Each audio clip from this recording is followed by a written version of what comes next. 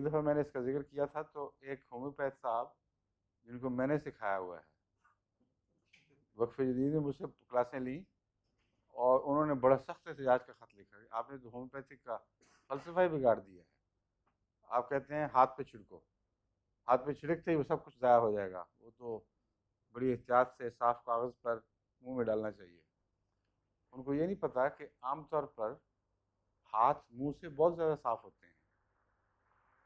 ہاتھ پہ تو کوئی کسی قسم کی تہیں نہیں جمی ہوئی، لیکن منہ کے اندر تو غذا کی کئی قسم کی تہیں، کچھ معدے کے گند وہ منہ کے رستے نکل رہے ہوتے ہیں، زبان پر چڑھ جاتے ہیں. منہ تو ہاتھوں کی نسبت بہت ہی زیادہ علائشوں سے بھرا ہوا ہے. اگر منہ قبول کر لیتے ہیں تو ہاتھوں کو کیا تکلیف ہے؟